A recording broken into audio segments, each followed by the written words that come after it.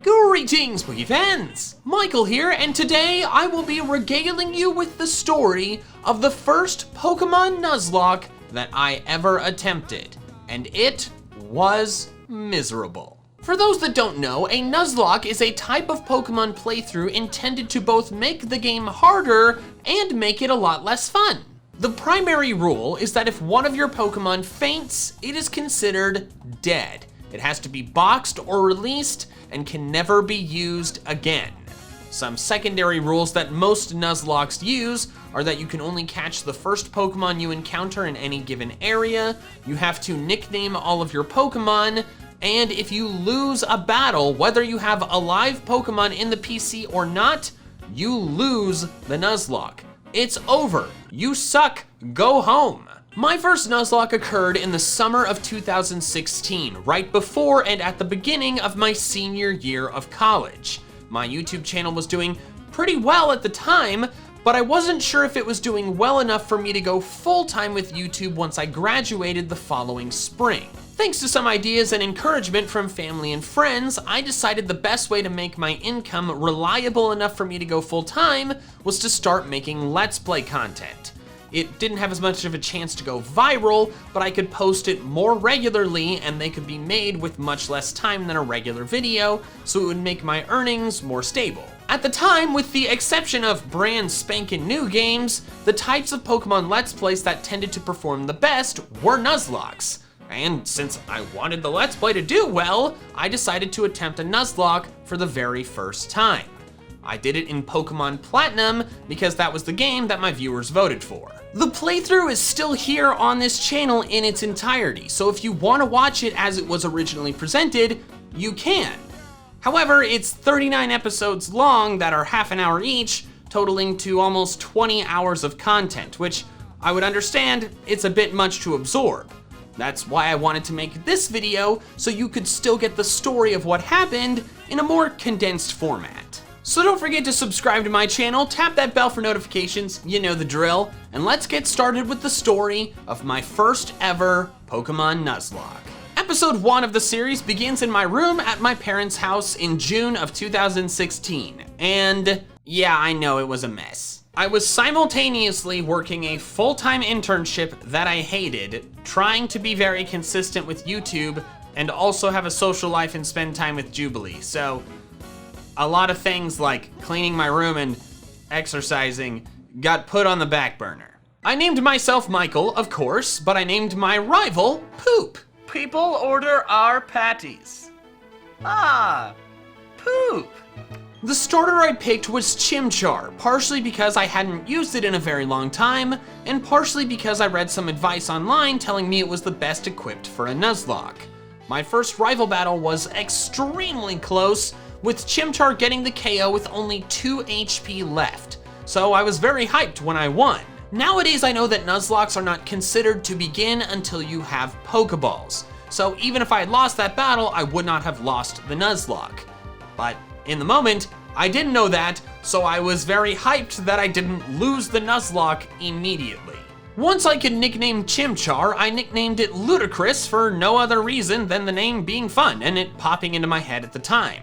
My first encounter was a Bidoof, which I did not intend to use, but I named it Godsend anyways. My next encounter was Starly at Lake Verity, which I was excited about since Staraptor is excellent. I named it Defcon. On Route 202, I found Shinx, which at the time I didn't realize was actually guaranteed since I had Dupe's Claws active, which allows me to pass on Pokemon that I've found before. Since I already had Starly and Bidoof, and it wasn't nighttime so Kricketot could not spawn, Shinx was what I got. Thankfully it had Intimidate and not Rivalry, and I named it Gigawatt. Spelled like Gigawatt, but pronounced like how Doc Brown says it in Back to the Future. I progressed through Jubilife uneventfully, then found my encounter on Route 204, which was disappointingly a Wurmple. My first rival battle was relatively tame. I was afraid of Piplup for a bit, but it didn't go for any water moves, so it turned out fine. A little while later, Ludicrous evolved, which was very exciting since it surprised me. I wasn't sure whether it evolved at level 14 or 16, so was excited that it happened sooner. I then made it to Orberg and caught a Ponyta just north of it. Prior to Rourke's battle, I decided I wanted a Psyduck, because it was a water type that would help out a lot, and I wasn't sure Monferno would be enough. Psyduck can be found in the Oreburgh Gate, so to increase my chances of it being my encounter, I caught a Geodude in Oreburgh Mine. This made my first Geodude in Oreburgh Gate Dupes Claws, then right after, Psyduck showed up. I named it the Quacken. After training up the Quacken, I took on Rourke. Thanks to the Quacken's water gun, I beat him easily without even taking a hit. Between episodes, I grinded up Gigawatt and Defcon to catch them up to Ludicrous and the Quacken. After defeating the Galactic Grunts in the multi-battle with Dawn, Defcon leveled up and evolved into Staravia. Then in Ravaged Path, I caught a Zubat, which I named Robin after Batman's sidekick. Then right before Floaroma, Gigawatt evolved into Luxio. I made my way into the Valley Windworks, and my encounter outside of it was a Shellos. After a few uneventful grunt battles, it was time to take on Mars. Gigawatt easily beat her Zubat, but then I brought in Defcon against her Purugly to get an Intimidate attack drop. Unfortunately, after Fake Out, her Purugly's Scratch crit, killing Defcon and giving me my first ever death in a Nuzlocke. I then brought in Ludicrous, who handled Purugly pretty easily. I was pretty frustrated. I was really looking forward to using a Staraptor on my team, but then that dream and the Staraptor were dead. I already hated Purugly, but this experience of it getting a BS crit and killing my Staravia made me hate it even more. Also, as a kind of fun, but also kind of not fun fact, after I defeated the Purugly, it gave out 666 experience points. To replace my now gone flying type, I grinded up Robin to be caught up with the rest of the main squad. On Route 205, I caught a Buizel, then made it to Eterna Forest and teamed up with Cheryl. My encounter battle was risky since her Chansey was just trying to kill everything, but thankfully on the one turn chance I had to throw a Pokeball, I caught a Budew, which I aptly named Clutch. The rest of the forest was pretty uneventful. I spent a little while training up Clutch against the trainers around Eterna, and in the process caught Metatite on Route 211 and a Bronzor in Mount Coronet. Then I took on Gardenia. Turtwig was annoying since I missed 4 consecutive Supersonics with Robin. Once I hit one though, I was golden, and a few wing attacks later, it was done. I brought in Ludicrous for Cherim and beat it using 2 Flame Wheels. I brought Robin back in for Roserade since Ludicrous was hurt. Roserade hit hard, so I had to do a decent chunk of healing, but eventually a crit wing attack took Roserade out from 3/4 full health. The second gym badge was mine. While battling through the Galactic Eterna building, Robin evolved into Golbat, which I was very excited about since I was looking forward to getting Crobat since I love Crobat. You know what, never mind, you'll see. I then fought Jupiter. Gigawatt easily took out Zubat. Skuntank was tougher to deal with since I did not do much damage to it, and its Night Slash was doing a lot. I had to sit and think about my strategy, and even then, Robin almost died to a Night Slash crit. I was eventually able to win with a lot of healing and a lot of Skuntank hurting itself in its confusion. It was exhausting. I got the Togepi egg from Cynthia, then found Gligar under the cycling road and named it Metal. I then tried to catch a Gibble in Wayward Cave, but it broke out of a ridiculous amount of Pokeballs before eventually killing itself with Takedown Recoil, becoming my first failed encounter. I was so upset it broke out of so many Pokeballs. The thing is a catch rate of 45, which means you have a 12% chance to catch it if you throw a regular Pokeball and it has full health.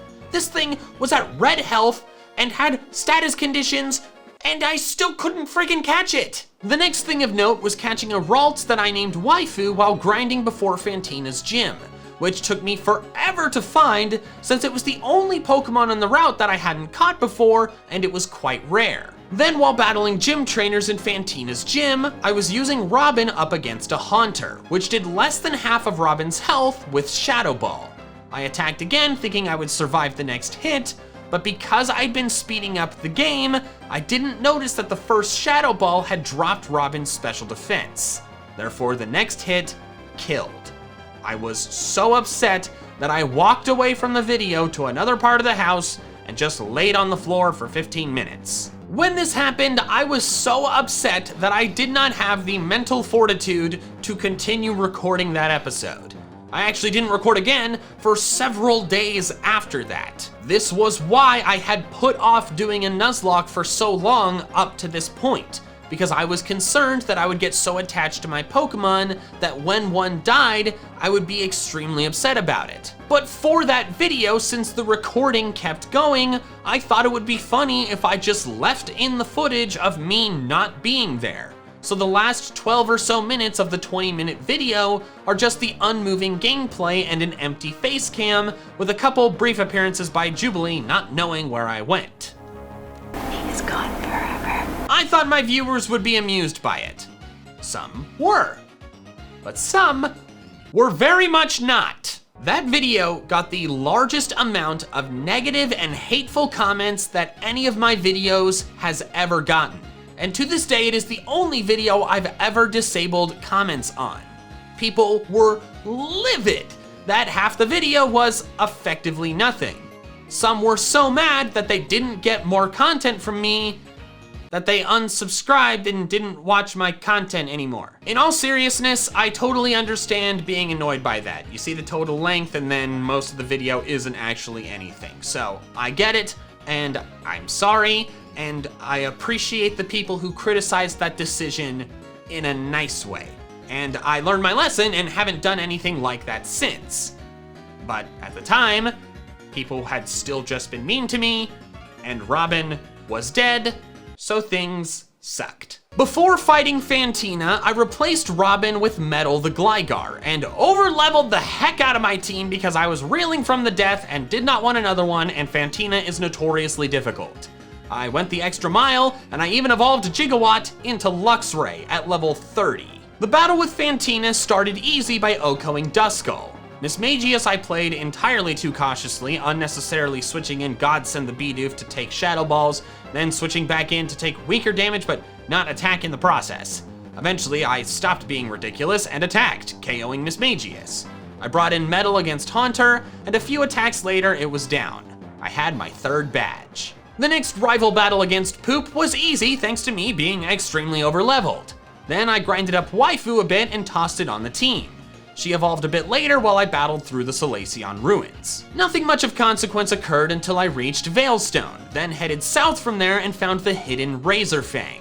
After accidentally leveling Metal up before it was nighttime, I leveled him up again and he evolved, giving me a Gliscor.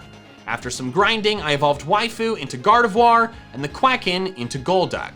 Quite some time later, Clutch finally evolved into Roselia, genuinely at level 31. Yeah, this Nuzlocke taught me many lessons, but one of them was that if you want to use a Roserade on your team in Platinum, don't catch a Budew! Just wait until you can catch Roselia on Route 208 before Hearthome, because it'll save you so much pain having to deal with the stupid friendship evolution. If you're playing Diamond and Pearl, maybe getting Budew earlier makes sense since you can't catch Roselia until later in the game, but for Platinum, just wait until you get the Roselia. But honestly, the only people who are gonna pick Diamond and Pearl over Platinum are those who prefer weirdly unbalanced regional dexes with entirely too few Pokemon of certain types and result in a Fire-type Elite Four member having less than half his team actually be Fire types. After some more training on a trip to Pastoria, I took on Maylene. Waifu handled Metatitan Machoke relatively easily. Ludicrous then did solid damage to Lucario, but was slower and took too much damage from Drain Punch. I brought in Metal, and oddly she didn't heal at any point, allowing Metal to finish Lucario off with a couple aerial aces, winning me the battle. I returned to Pastoria and got my encounter in the Great Marsh, a Scorepai I named Rascal. I'm mentioning this encounter even though I've skipped over a lot of the other ones, because it ends up being relevant later. After doing some more training by clearing all the trainers out between Hearthome and Pastoria, Ludicrous evolved into Infernape. I then beat Poop in front of the Pastoria gym, no problem, then headed inside to battle Wake. Gigawatt OHKO'd Gyarados, then Clutch OHKO'd Quagsire, and then Gigawatt OHKO'd Floatzel, ending the battle with little issue.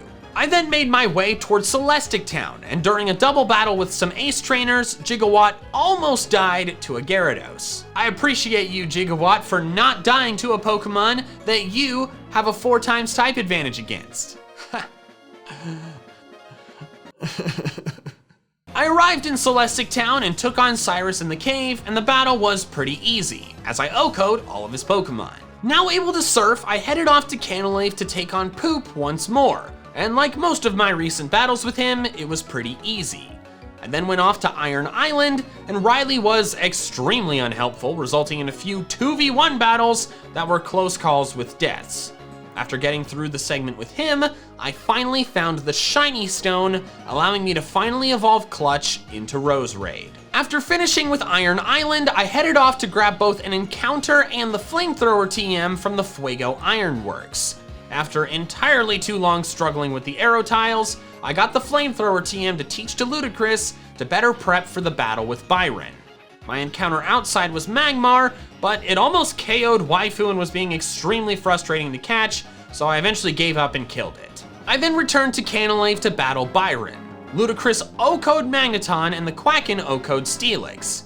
I was scared of Bastiodon due to Metal Burst being capable of doing double damage back, so I did some intentionally weak damage to break Sturdy, then the Quacken defeated it with Surf. 6 badges were now mine.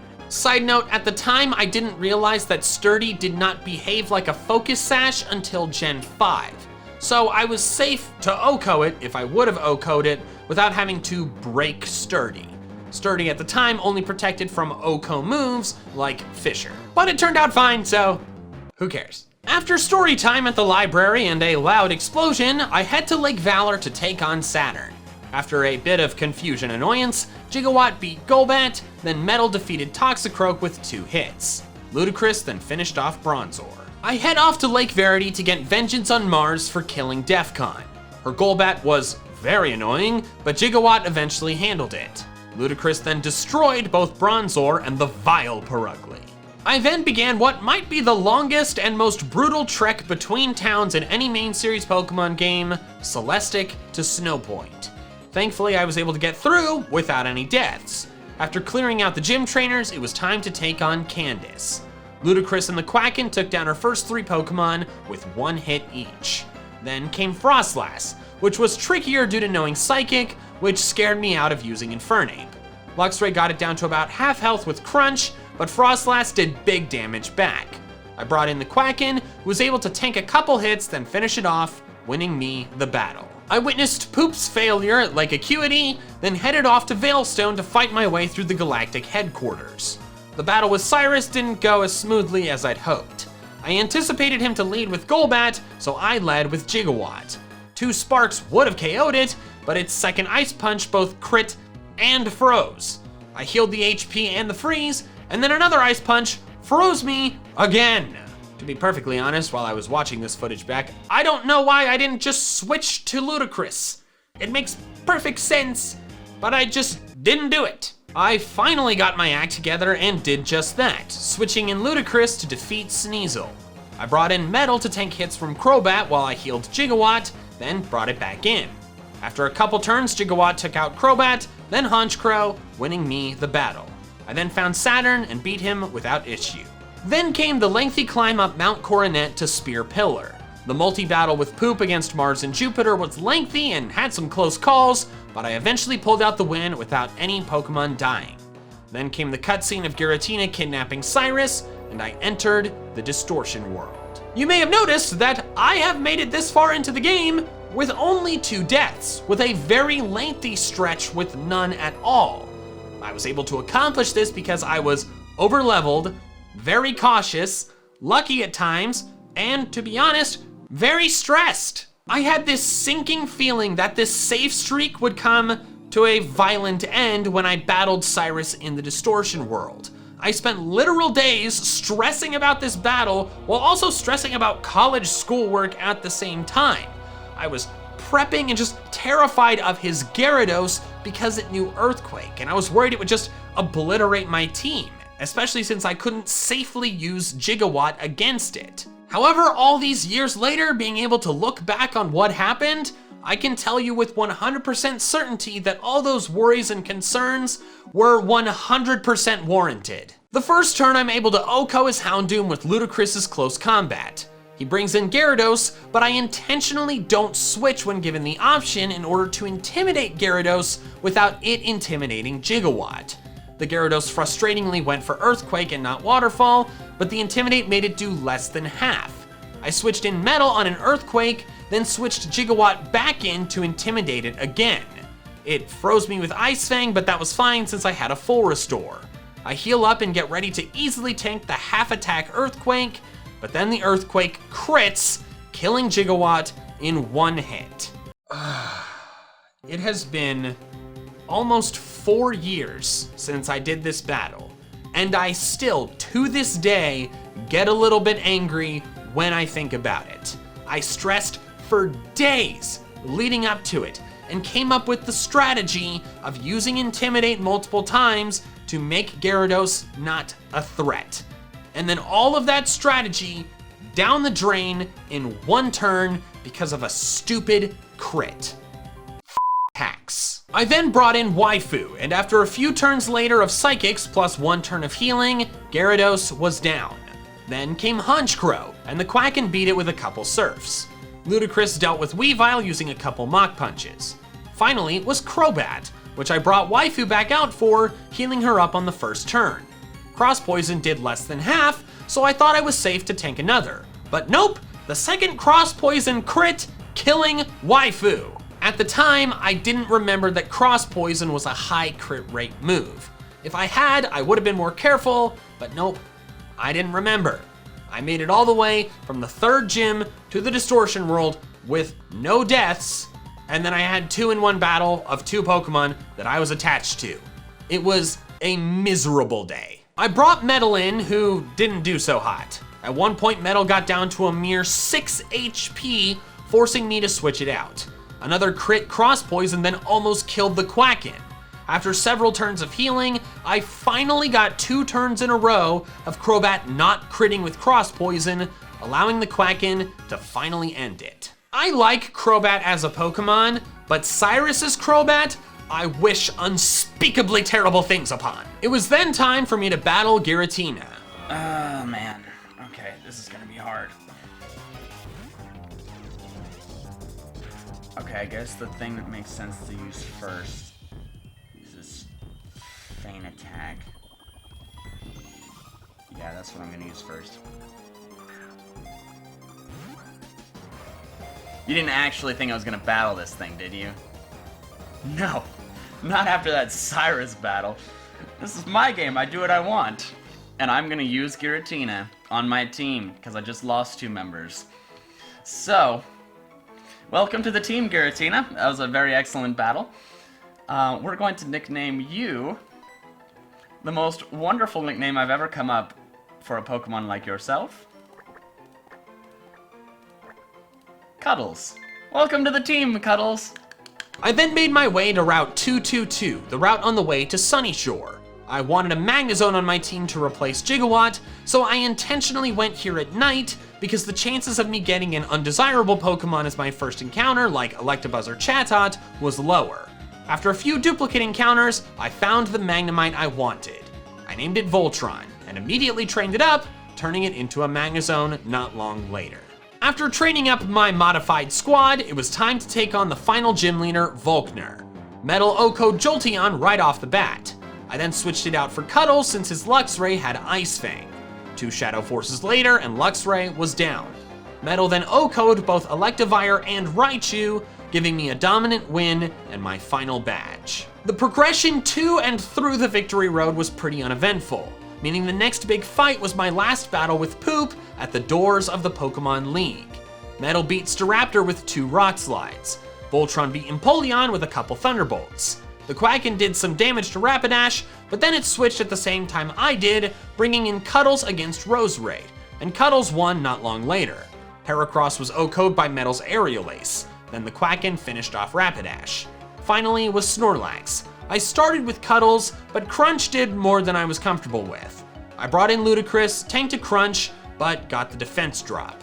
I then made the worst decision of the entire playthrough. Instead of switching into something that could tank Snorlax's hits, I went for close combat, feeling confident I would OHKO. However, Snorlax barely survived, fired back with an Earthquake on my half-defense Infernape, and killed Ludicrous. Metal came in and finished it off, winning me the battle, but I did not feel like a winner. Life sucks. And then you die. Thank you guys so much for watching this video. Next week, we're taking on the Pokemon League.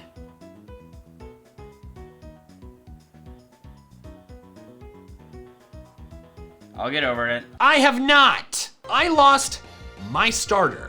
The Pokemon that had been with me since the very, very beginning of the game against the final Pokemon before the Pokemon League. It is the most devastating Nuzlocke loss I have ever had.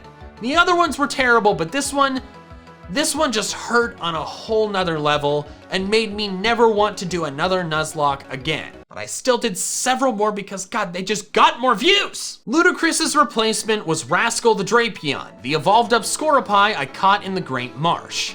I chose it because I wanted a dark type for Lucian, and it was bulkier than Weavile and took less effort to create than Umbreon. Sneasel I had caught on one of the ice routes outside Snowpoint, and Umbreon would have been made from the gift Eevee and Hearthome. I didn't mention those earlier because I never ended up using them. Also, grinding up Rascal was a giant pain since it was so much lower level than the rest of the team. So add grinding up a dead Pokemon's replacement to the things that suck about a Nuzlocke. The final squad was Rascal, the Quacken, Metal, Cuddles, Clutch, and Voltron, all at the probably oversafe level of 60. I really didn't want to lose, okay? The league began with Aaron. Metal's Rock Slide decimated Yanmega. Cuddles used 2 Earth powers to beat Drapion. Rascal's Fire Fang O-code Scizor, and then Metal O-code both Heracross and Vespiquen, resulting in a very easy battle. Next was Bertha. Clutch O-code Whiscash. The Quacken O-code Gliscor. Clutch then O-code the very heavy Golem, Rhyperior, and Hippowdon with Grass Knot, meaning I O-code her entire team without even taking a hit. Next was Flint. Metal O-code every one of his Pokemon but Flareon, which the Quacken O-code. Another dominant win. Next was Lucian. Rascal O-code Mr. Mime, then Cuddles O-code Bronzong with a crit Shadow Force. Rascal then O-code Espeon and Alakazam, then Cuddles O-code Gallade. That means that of all of the Elite Four, the only Pokemon that I did not O-code was Aaron's Drapion. So going into my battle with Cynthia, I was feeling pretty confident. Not just that I could win, but that I could win without a single Pokemon dying. That was wrong. Voltron immediately took care of Spiritomb with 2 discharges. In comes the infamous Garchomp, and I bring in the Quacken to Ice Beam. But then, of course, the Earthquake crits, killing Golduck from full health. Did the crit matter? Yes, it did. I've done the calcs. The Quacken would have lived. I bring in Metal and exchange hits. I go for another Earthquake, then the Garchomp goes for Giga Impact, and guess what? It critical hits and kills Metal. The stupid game with the stupid crits and the stupid Garchomp. Why does anybody do these stupid Nuzlocks? Garchomp having to recharge from the Giga Impact allowed me to bring in Cuddles and finish it off with Dragon Claw. In came Lucario, which Cuddles easily tanked hits from and KO'd with 2 Earth powers. I brought in Voltron against Milotic. I missed 2 Thunders, then had to heal, but when I did land my 3rd Thunder, it crit and O-code. Did the crit matter? I don't care. I brought in Cuddles against Togekiss to best tank its hits. After a few turns, my Dragon Claws eventually wore it down. Her last Pokemon was Roserade, which Cuddles O-code with Fly. I officially won my first ever Nuzlocke. So let's look back on a few interesting tidbits from this playthrough. Number 1, I finished it with a total of 7 deaths. Defcon the Staravia, Robin the Golbat, Gigawatt the Luxray, Waifu the Gardevoir, Ludicrous the Infernape, the Quacken the Golduck, and Metal the Gliscor. Number 2, Cuddles the Giratina absolutely saved my ass. It KO'd 4 of Cynthia's 6 Pokemon. I don't know if I would have won if I had a no legendaries clause. And number 3, the only member of the squad that I used for most of the playthrough to survive all the way to the end was Clutch the Roserade. So I guess its name was appropriate. As for my final thoughts on this playthrough, as I've probably made very clear, I hated it. It had its high points, but overall, It was a stressful experience that I did not enjoy. I get really attached to the Pokemon that I use on playthrough teams, and having them ripped away from me due to some BS stray crits was such a deeply unpleasant experience. Plus, my fear of losing those Pokemon made me stress out and worry a ton leading up to big battles, something I did not appreciate having to deal with at the same time as college. I continued to periodically do Nuzlockes for the next few years, but I never truly enjoyed any of them. I did them because, as I mentioned, Nuzlocke playthroughs tended to get more views. But thanks to your guys' support that's grown my channel as much as it has in the last few years, I don't feel like I have to constantly be doing successful Let's Plays in order to support myself, which is wonderful. Now on the MandJTV Plays channel, if I want to do a Pokemon playthrough, I'm just gonna do whatever I want and do it for fun. This means that I am happy to be able to say that I never need to, nor intend to do another Pokemon Nuzlocke ever again.